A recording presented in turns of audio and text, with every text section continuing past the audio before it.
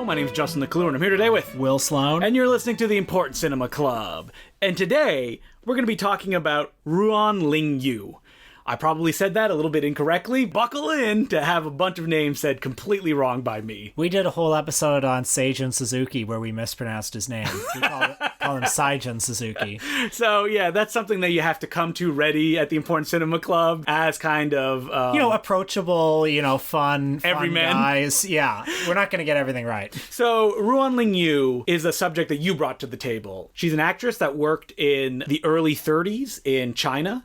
And what was it about her work that made you want to discuss it, Will? She's somebody who is kind of, a Marlene Dietrich or Greta Garbo style legend of Chinese cinema. She also is kind of a Marilyn Monroe style legend because she committed suicide when she was very young and at pretty close to the height of her stardom. She was 24. She's interesting to me for a couple of reasons. Her life story was told in Stanley Kwan's famous film Center Stage, also known as Actress, where Maggie Cheung played her. I think I might have seen a clip from one of her movies in Mark Cousins' The Story of Film documentary, where he would, Are you going to do your Mark Cousins voice now? Or then, in 1934, in China, an actress, Ruan Lingyu, did something new, something innovative. I mean, The Story of Film is a really interesting and comprehensive documentary that's, narrated in... I also think it gets less good as it goes along. It does. That's just my opinion. But anyway, he showed a clip from one of her movies trying to make a case for her as sort of a precursor to, James Dean and Brando in their naturalistic style of acting. I still don't know enough about her to say if that judgment holds water. I think that this is one of those episodes where me and you are at a massive disadvantage, is that because her films, like we said, came out in the early 30s, like the most popular ones, like The Goddess. Little Toys. And that, we don't understand how important they were. But I did want to learn a bit about that this week because they emerged from a very specific period of Chinese history. They came from the Shanghai of the early 30s, back when it was thought of as, it was nicknamed the Paris of Asia.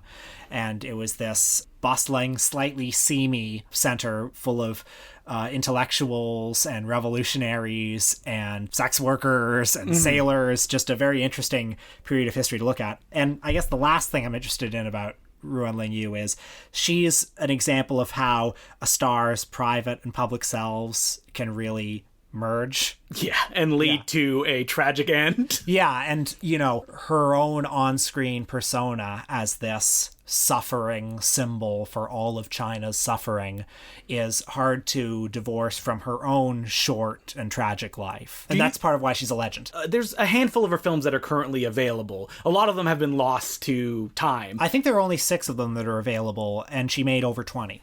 And so, me and you watched The Goddess today, which is often considered her most famous picture. Some Chinese filmmakers say it's their favorite movie of all time, and that's an opinion that actually only kind of formulated in the early 90s because of Center Stage, but we'll get into that later. And so The Goddess is a film where Ruan Lingyu plays a street worker, a lady of the night, if you will, a prostitute. Yeah, she became a prostitute to support her son, because that's the only way she could make a living. And one night when she's evading the police, she runs into this guy's apartment and he protects her from the police. And he says, well, hey, while you're here, I can think of a way you can repay me. And then the next day he finds where she lives. And basically he says, you're my property now. I'm controlling you. There's nothing you can do about it. And she tries to escape. She takes agency and he just finds her and he's like, nope, you're not going anywhere. If you do, I will kill your son. And what the film story ends up being is that she just wants the best life for her son. And this is difficult being a prostitute because she's being judged by everybody else, and she can only get her son the education that he deserves if she raises the money by working on the street. Yeah, and when she does get her son enrolled in a school, word quickly gets around about what her job is. Parents are petitioning to have the son expelled from school. The kindly headmaster of the school says, we can't do that to the son. That's wrong. We have to help break the cycle of poverty and misery. But he ends up being forced to resign. And, I hate to spoil The Goddess because I quite like it. So maybe just fast forward ahead. But it ends up when her pimp, this bad man, steals all of her money. She goes and kills him, is sentenced to 12 years in prison, and the former headmaster says he's going to adopt her son and raise him as his own so that he can get the life he always deserved. Now, this is a silent film. It was from 1934, but sound only came to China much later than it did in America. What did you think of the film? I thought it was good, but I wasn't blown away by it by any stretch of the imagination. I think that doing more research into her filmography also kind of hurt the film, because what she was famous for was essentially like misery pornography, where she would play these kind of prostitutes or women that would get into trouble and then die by the end of the picture, which would create the drama.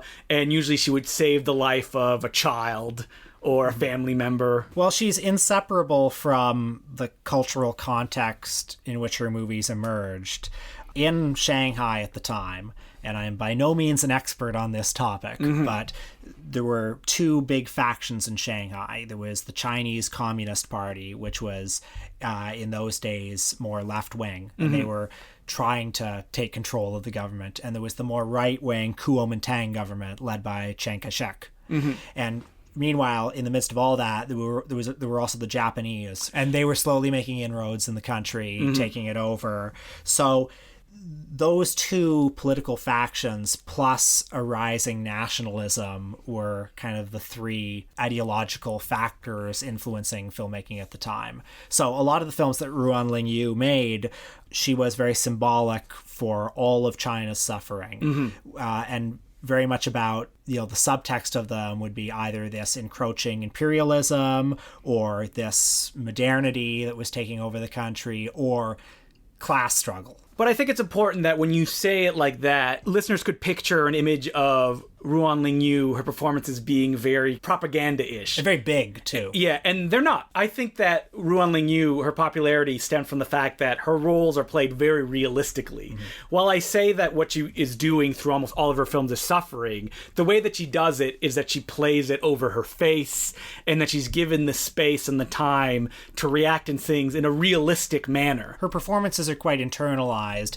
The moment that really leapt out at me in The Goddess, and that Stanley Kwan actually restages in Center Stage, is that moment when the pimp says to her, "You know how you ought to thank me, right?" And then she gives this look to her face where she sort of rolls her eyes, and then she sort of ambles across the room, and then she sits on a table. Like, there's something in her face that conveys, this is my lot in life. There's really nothing I can do about it. And I'm not even really shocked or offended or upset by this. I'm not even all that frustrated by it. It's just, this is what it is. When I was a kid in elementary school, one of my teachers showed us a silent film, and they prefaced it with, listen, the performances are going to be really over the top, so you just got to be used to it. And I think that that's an assumption a lot of people bring when they watch silent film, is that like, oh, people can't vocalize their emotions, so they're going to make it in their bodies. And Ruan Lingyu in these films, the way that she kind of reacts to certain situations, and like you said, that complexity that's kind of going through her mind. There's a sequence where she's at a recital for her son, who's like in a talent show, and there's a rumor that starts that goes through all the other mothers that, oh, that woman, she's actually a prostitute. And there's like a close-up of her face and her realizing that they're discussing that just hurts so much, and that it's done in a way that is like the definition of good acting. There's another incredible moment where it's the moment where the pimp follows her back to her apartment, and he breaks in with two of his friends, and she turns around and she gives this look, this very tepid smile that she gives, this almost like geisha-like smile, because she has to do the smile, but she also like kind of groans a little bit with her face, and she nods her head. And what is conveyed in her face is not the horror of home invasion, which it would be for most people, but just tiredness and a going through the motions. I feel that with her films, though, the reason that like I approach with a bit of trepidation is that like I know that they're all going to be what The Goddess is. Okay. And from the research I've done, that's what they all are, like whether it be like little toys or New Women. It's going to be watching her suffer. And I think that as like a modern day moviegoer, I'm just like, well, I don't want to watch that. Like, I know like what it's going to be. And I think those are just my own presumptions. Yeah, maybe. But I mean, you know, we just want fun, right? We just want to have a laugh. There are certain stories that we don't necessarily gravitate towards. I mean, these are films of their time. Yeah. But that said, I was quite moved by The Goddess, I have to say. I think the story, you know, it's a real tearjerker story. It's a very kind of liberal-minded film about, I mean, it's about as progressive as you could get at the time. Yeah. You know, the way that censorship worked in Shanghai at the time was very much like the production code in Hollywood. The person's crimes have to be punished at the end of the film. She can't keep her son at the end of the film. That said, the villains of the film are the closed-minded people who wouldn't accept her in society. And it's important to realize as well is that the film was constructed through a film company called Lianhua, also known as United Photoplay, and that they had kind of a house style that is like this humanistic, often female-centered, and there's even like a touch of realism, even before like neorealism took place in Italy. So after The Goddess, Ruan Lingyu would go on to star in a movie called New Women. And this film is important, not just because it was one of the last ones she made before she died, but that it was about exactly the reasons that she did commit suicide. It was a story of an actress who was hounded by the tabloid press and that she couldn't take it. And as a way to kind of keep respect for her family, she killed herself. And it was based on a true story that actually happened. Yeah, she has an interesting life story, I guess. You know, her father died. This is Ruan Lingyu I'm talking about. Her father died when she was very young, and she was raised by a single mother. And she was like a real, like, working class star. And, you know, those would be the roles that would also make her famous. She worked in the 1910s and in some of the 1920s in, you know, bit part or extra roles or supporting roles. But it was working at this company, Linhua, that she, you know, became the star that she would become. And she was defined as the role of usually like the prostitute or the working class person. She did have a few kind of like swerves where she would play like the heroic kind of, not freedom fighter, but person kind of standing up that would still die at the end of the movie. In Center Stage, they talk about how they want to kind of change her image, and if she could do both roles, like heroic person and a working class person, that she would be invincible. As Stanley Kwan, by the way, says in that film, in a documentary segment, he says that her favorite expression is looking up to heaven in forlorn wordlessness. So Center Stage was directed by Stanley Kwan. It came out in 1991.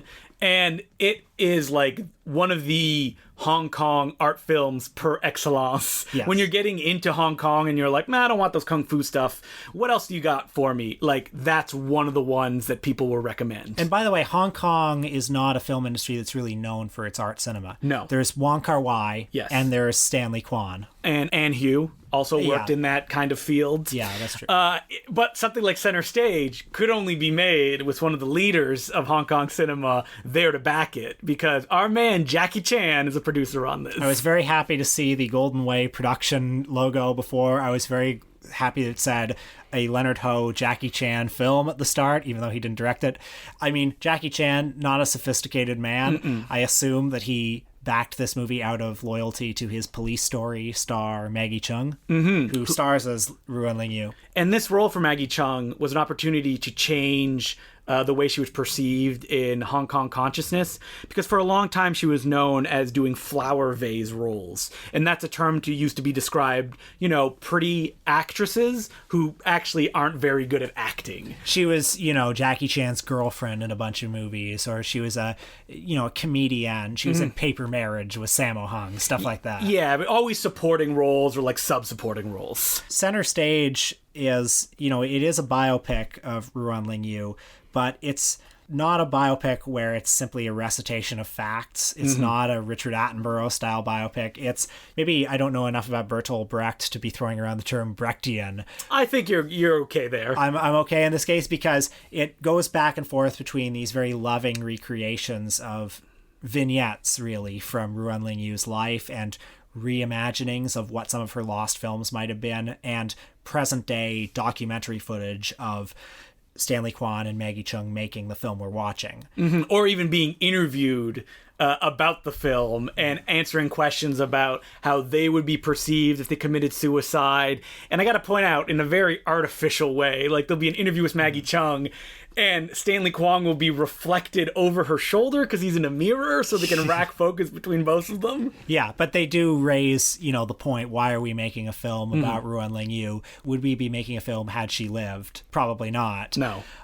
But, as Jonathan Rosenbaum, who is a big admirer of the film, he calls it his favorite Chinese film of all time, he said, and I quote, "The movie keeps depositing you in privileged pockets of historical space, setting you loose in a recreated world, and asking you to find your own way in it."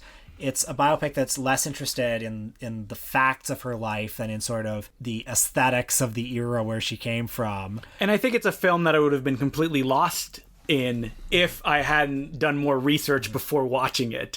Because stuff that had happened in her life suddenly became clear. Like, I'm like, oh, I know that. Right. When the kind of framework of the movie assumes you already know this stuff. Yeah. But like it's gobsmackingly beautiful film. Yeah, it's definitely in that. I was gonna say it's all about the dresses that people wear and the wallpaper in the back and how those kind of work together. Or quieter moments where like the wind is blowing through the window and you see the curtain dancing in it. And there are long scenes where it just sort of invites you to spend time with Ruan Lingyu and her environments. The suicide scene is extended beyond all reason. You're simply spending time with her in this moment.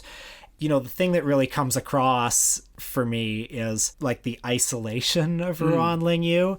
Like, you don't get a broad sense of what Shanghai was like in this time. There's a dance hall, there's a movie studio, there's a bathhouse at one point, but it's oftentimes Ruan Lingyu and a couple of people close to her in, rooms, spending time with each other. And oftentimes scenes where Ruan Lingyu is talking to her husband or her lover, they're not even in the same shot together. And I can understand the kind of attractiveness with that formalism, right? Is that the whole movie is kind of not only deconstructing why this kind of movie exists, but also presenting them in these kind of cold, detached ways of beautiful images. And that's the issue that I had when I watched it, was like, I understand what this is, but it's not moving me in any way. Yeah. Like, I never got a sense of who she was because of those pockets of images that it's giving, and it's always pulling out of it to see the other side of the curtain. I found something kind of intriguing about that, because I also didn't get a great sense of who she was from it either. But there's something about the film and Maggie Cheung's performance that I feel like takes its cue from the Ruan Lingyu performances, where, like, maybe I'm projecting onto this, but like Ruan Lingyu is so internal and leaves so much to herself. Maggie Cheung's Ruan Lingyu is also very opaque. But I feel that when you watch a Ruan Lingyu role, and I say when you watch, I mean the goddess, the one that we watched. Even though that actually Center Stage does have moments from her films that are throughout, is that there is kind of that emotion, like you teared up when you watched The Goddess. And Maggie Cheung's decision is to play Ruan Lingyu as kind of cold and opaque throughout the entire film. And while she's in emotional situations where she's like playing with her daughter, or she's meeting her husband or her second husband afterwards, there's never a sense of, I felt like, intimacy emotionally, other than like the visual one that's presented. I found the movie very powerful in a way. So after I watched the movie, I actually went to go watch Rouge, Stanley Kwan's other film, and I loved Rouge. And it's doing a lot of the same things. Rouge is a more conventional melodrama. But it's also a deconstruction of a melodrama, because it's all about this idea of falling in love, not being able to have that love, and then both people committing suicide. And what Rouge is actually about is about one of those people coming back to modern day Hong Kong in the 80s, played by Anita Moy, and going, my lover never came back to hell with me. Where is he? Help me find him. It's doing that meta-ness, kind of like commenting on the previous story, because the person that's helping the ghosts are commenting on the action, going, wait, would you have committed suicide if, like, we couldn't be together? And they're like, no, I wouldn't do that. Like, I don't understand that. And like, is there value in this? Like, does this romanticism mean something real, or is it just something that happens in a passionate moment and then it's gone? And the way that Stanley Kwan does this is through having Anita Moy play it very coldly, and she's kind of like very beautiful looking. The film starts with her in like a dress that matches the wallpaper behind her. He's playing in all these kind of, tricks, but he's doing it, like you said, within the confines of a 90-minute movie, telling a more conventional story, while center stage is a 2.5-hour kind of like deconstruction of all this stuff. Yeah, it's kind of hard for me to talk about center stage because it kind of hits me on some level. I don't know what to say. We've talked about this before, though, that kind of like cold detachment moves you more than it moves me. Yeah, I think so. Who I'm just like a hot-tempered, like go get it kind of person. Yeah, well, it's like In the Mood for Love. It has a similar tone to that movie, but also I think I felt myself on a more basic level, kind of wrapped up in the sensual qualities of the film. Just the visual qualities, the images and the sound and the light and everything like that, and I couldn't explain to you why I found it moving. Maybe I could if I had more time, but the fact that the movie never lets you forget it's Maggie Cheung playing Ruan Lingyu, and never lets you forget that it's an artificially constructed version of her life made by a group of curious modern day filmmakers, that's interesting to me. I don't know why I find it so moving, but I do. And there's even an echo, like at the time when it's made, like Maggie Cheung, like she doesn't know what her career is going to be, right? Like it could just be in the trenches of Hong Kong kung fu films for the rest of it. Yeah. And that she's questioning these things, and that there's a reflection of like, oh, what could her future hold? Like, will it be something like this? Yeah. Because we didn't even talk about of why Ruan Lingyu committed suicide, which was because she was essentially hounded by the tabloids to the point that she felt that the only way to escape it was by ending her own life. Yes, she was caught in an extramarital affair. And we should point out that the extramarital affair was only because her husband wouldn't give her a proper divorce and then sued her afterwards, even though that it was all above the board before that. But the tabloid just tore her apart. And it was mostly because in the movie she made, New Women, she demonized the tabloids in that. And the tabloids had no one to go after. So they went after her and they caused the same thing to happen again. And when she passed away, supposedly it rocked China. To its core. Yeah, it was a very well-attended funeral. And supposedly other women committed suicide, because of that. And the thing about Ruan Lingyu as well is that when the Cultural Revolution kind of rolled around in China, she was wiped from history books, essentially. And it wasn't until center stage that she was able to be reevaluated and shown how important she was in the history of Chinese culture. The Goddess, which was a monster hit in China, survived on only one print that was preserved by a Chinese film archive. As we said earlier, only 6 of her films survive, and Center Stage is full of recreations of her films where it'll, as captions say, what the title is, and it'll say "film no longer available," which is so heartbreaking. It is, and they do it on purpose too. The subtitle pops up, and then it says "film no longer available" at the bottom. Yeah. And again, if you're still listening, I'm sorry if we got everything wrong. We tried our best. We're 2 white guys trying to expand our horizons. So, letters this week. As per usual, you can send us letters at importantcinemaclubpodcast@gmail.com. And our first letter was from a fellow named Nate, and it was a long one, so I'm not going to read all of it. He just goes, "Thanks for the latest episode, Verhoeven is the best," and then he just kind of launches into a counterpoint to our discussion about Showgirls, saying that Verhoeven, as a filmmaker, what he's kind of highlighting is that this stuff that you like is wrong. So at the end, RoboCop is a fascist kind of ubermensch within a construct that a corporation is controlling him. Or that obviously Starship Troopers ends the way that it ends with, the Nazis winning the war. But he also brings up, Showgirls isn't supposed to be sexy. It is supposed to show how ugly and exploitative our economy and culture is, especially in regards to sex and the treatment of women. The failure of Showgirls isn't the content, or that it tries to be bad, but is actually good. It is that Verhoeven completely misjudged the fish being able to see him satirizing the water in the fishbowl. He wants us to root for Nomi at the end of the movie in spite of all the awfulness that has taken place to get her to that point, because her success is the realization of the American dream. She's even continued continuing her journey westward, for Christ's sakes. And just as Troopers use this framing device to indict American audiences' willingness to cheer for fascism, Showgirls does it to indicate our willingness to overlook exploitation and misery to cheer on for the illusion of the American dream, which is a big part of why all that exploitation and misery exists in the first place. This satire hits too close to home for most Americans, and instead of engaging it as it exists, i.e. America is just a crass and schlocky and banal as the movie, he's just holding up a mirror, it is instead framed as intentionally bad for reasons completely detached from its targets. I mean, the thesis that Nate here mentions in his letter is, I think, a perfectly, valid one, but I think that, when we talked about Showgirls, we said something very important, which is that Starship Troopers, as an action movie, it works. It's exciting, and you're involved in it, while Showgirls, I think one of the reasons that it doesn't work is that it's not sexy.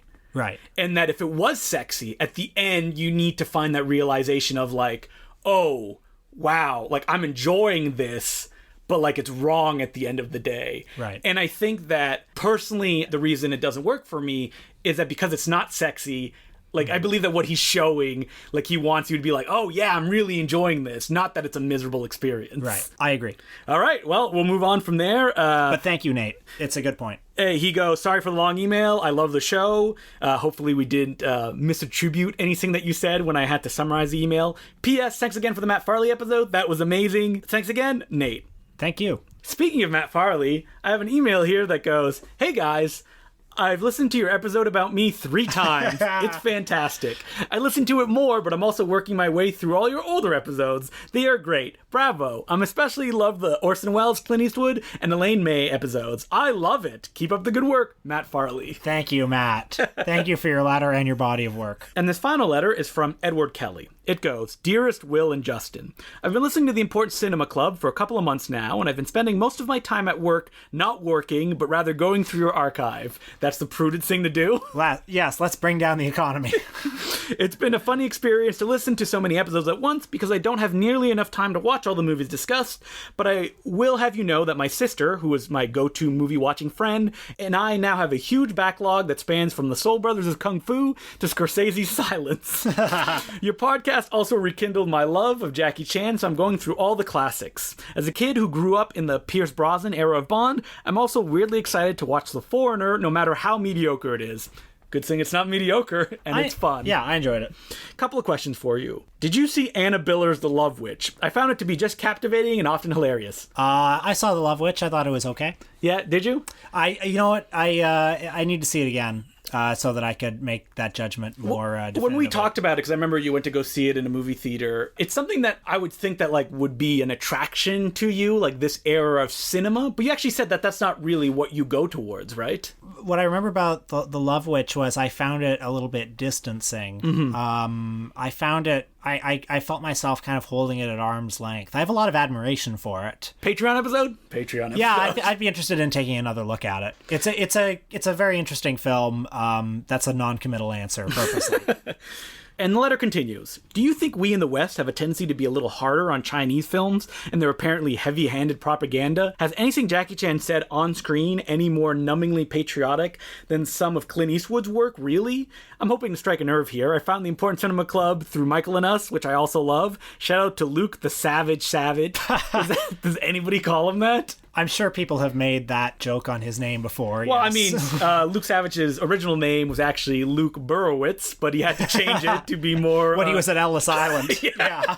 I'll throw this to you, Will, because you have the politically minded podcast first. Do you think we're too hard on Jackie Chan? Well, I think Jackie Chan his propaganda films are unusually clumsy. Yes. And I think that China, as a whole, their big budget patriotic blockbusters are unusually clumsy. That said, I mean, I think certain American blockbusters that sort of toe a kind of imperialist American party line are maybe... But they're more normalized for us, right? Yeah, but they're also, they're slicker and they're a little better at it. So in some ways they can be more insidious. Yeah, Clint Eastwood doesn't come around and go, maybe we shouldn't have money go to the poor and just to the people that earn it. And if we give them more, it'll trickle down into the working class. I think that Clint Eastwood is for the most part, a better filmmaker than late period Jackie Chan is. And that's probably the difference between kind of American propaganda and Chinese propaganda,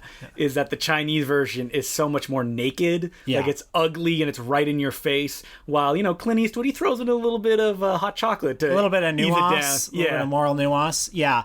Or, I don't know, a movie like Zero Dark 30 is, can be interpreted as, those filmmakers worked with the CIA, and there's something maybe a little sinister about that. Or like Michael Bay making his movies, and he goes, we had the full participation of the army to get these new tanks on screen. I think 13 Hours is probably, in certain ways, every bit as clumsy as a Chinese blockbuster. Absolutely. And I think that there's just less of them in America than there are in China. Because every massive hit in China is a propagandistic blockbuster. And also, in China, like, the government is actually working on these movies. They have more direct input, whereas in America, like, Hollywood studios will just make it on their own. Yeah, they just think people will come see it if they do this stuff. Yeah. But like a movie like, I forget what it was called. It was that like 12 Men Strong or whatever. It was like a Chris Hemsworth picture. Like that tanked at the box office. That would not happen in China because it would be the biggest opening ever. China would hire a bunch of peasants to go see the movie to make sure that it made $100 million in its opening day. And last question, he says, how about a Sidney Lumet episode? 12 Angry Men, Dog Day Afternoon, Serpico, The Incomparable Network, all that later shit that I couldn't be bothered to go see, like the classic Vin Diesel, Find Me Guilty. I remember having a pretty good time at Find Me Guilty, but I haven't seen it in over a decade. We've definitely talked about doing a our pal Sydney episode, and as we go through our decade-long journeys through the Important Cinema Club, we'll get there. We've got a lot of film history. They're just going to do transcriptions and then just put them in encyclopedias that people can go find. It's good to know that there are just so many filmmakers out there. Sometimes I worry, like, what if we run out? But no, I'm reminded every week there's just, thousands and thousands of people to do. It's just, as it's going to go along, it'll just be people we're even less familiar with, so we have to struggle. Yeah, we try to space out, our faves. Mm-hmm. And so, on our Patreon this week, as per usual, it's Important Cinema Club Podcast. You just search it on Patreon, it'll come up. We talked about everyone's favorite critic, Leonard Maltin. Specifically his movie guide, Rest in Peace. And so it allowed us to not only talk about the kind of role that it had in our upbringing as cineasts, but also the role that it had in culture at large. Mm-hmm. And we jump into a few other favorite movie guides that we had when we were growing up. So check that out. It's $5 a month. You get a new episode every week with me and Will, and you'll also get 4 episodes every month of post-film discussions. So it'll either be me and Will or me and somebody else, little like 10-minute talks that we usually have when we come out of a new movie. Mm-hmm. And those ones are posted online only 4 at a time, so once we hit number 5, that first one's going to disappear. So become a Patreon subscriber now. And also, you should check out filmtrap.com because you can actually find not only the episodes, but every movie that we talked about with summaries, trailers, any lists that we mentioned. And there's a mailing list you can join where you can get other awesome stuff out of that. And you can follow me at DeClueJ on Twitter.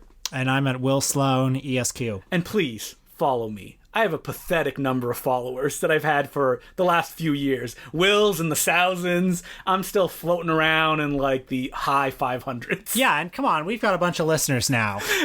Yeah, we do. Just follow me. On. Here's what you do. You follow me. You mute me right after. Boom, they're on there. Everyone's real happy. People. And you can also follow my letterbox at Justin DeClue, where I basically catalog every movie that I see with a little blurb. So, next week, Will, what are we doing?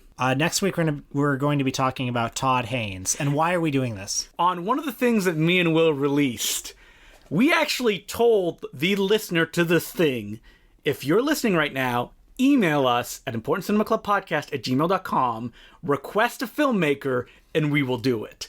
Well, somebody did. And if everybody's like, oh, I didn't know, I'm going to say, that thing is still out there. If one other person finds it and emails us, we'll also do whatever subject or filmmaker that they recommend. Mm-hmm. But we're going to do the winner episode next week. It's Todd Haynes, the director of Safe, I'm Not There, Superstar, The Karen Carpenter Story. Mm-hmm. A filmmaker that I'm not that passionate about, even though that I do like his work. Yeah, I feel similar. So, but let's try it again. We're handcuffed together, and we're going to do this Todd Haynes episode. Yeah, but until then, the balcony is closed. Oh no, this is what happens when Will gets to end the episodes. I'm Will Sloan. My name is Justin DeClue. Thanks for listening. And we forgot to mention it while we were talking about the Patreon, but we just posted our commentary track for Edgar G. Ulmer's Detour, and that's available to any $5 Patreon subscriber. So if you go to patreon.com/theimportantcinemaclub and you become a subscriber, you'll be able to listen to the commentary track. We have it available as a downloadable MP3, and we also put up a link where the commentary is synced up with the movie, so you can actually watch it as we are as well. You know, something we forgot to talk about when we were talking about Paul Verhoeven was, you know, we were laughing about Roger Ebert's review. And how, like, oh, everybody gets it now. Yeah, and people always say about Starship Troopers, oh, it's so misunderstood. But, you know, I was saying, it's not misunderstood. Everybody knows it.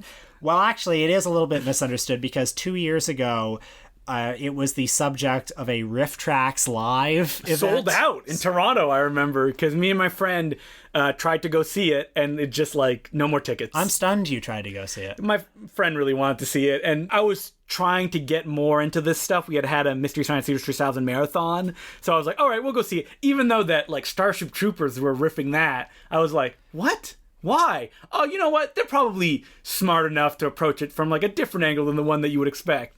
Nope. No, they regarded absolute straight ahead bad movie, dumb studio movie. They didn't seem to have got the satiric element. And this made me think, like, how do you feel when people like Mike Nelson, who's like the head of Riff Tracks, is undoubtedly the funnier of the two, now 3 Mystery Science Theater 3000 hosts. I mean, we talked about it in the episode we did about Mystery Science Theater 3000, of who we think is funnier, and I think that Mike is. He's like, there's more riffs, because, you know, it's down. And sharper riffs, perhaps. Exactly, and his dry delivery. But as time has gone on, he has only shown that he has terrible taste when it comes to movies. Starship Troopers being a good example, and then there's another famous one that me and Will not stop talking about. Riff Tracks did Carnival of Souls. As a live show, I believe. Colorized. Yeah, and they did an interview with the AV Club when it was about to screen, and it is the most, like... I get traumatized whenever I think about that interview. Because essentially, the AV Club interviewer goes, wait, do you think this is, like, actually bad? Or, like, are you approaching it from a different way? And every one of the Riff Tracks guys goes, no, it's bad. Like, people don't realize it's bad because they haven't sat and watched it recently. But we did, and it's terrible. Oh, I don't know. Well, you know, the thing about Mike Nelson is he's a quite conservative man, both, I think, in his politics and just in his work. You can see it, like, if you read his writing, if you listen to the Riff Tracks. I think he's very funny. Yes, but I think he's very funny as well. Yeah, but like, he has a conservative outlook. I mean, he has a podcast that you found, like a Christian-themed podcast. Yeah, which I haven't listened to. I don't know if I can bear it. Because... You think he'll have all the riffs on it? Yeah. Does this make you reevaluate him, though? Well, a little bit. I mean, I think his point of view... I mean, he's very funny, and I grew up loving Mystery Science Theater, and there are even a lot of Riff Tracks that I really like. Yeah, it just makes me think that, like, one of the issues I remember bringing up with Mystery Science Theater 3000 is that I feel like they're being mean toward the movie, and, you know, any fan of the show will go, well, they actually love the movie, or they love, like, this kind of experience. This is a...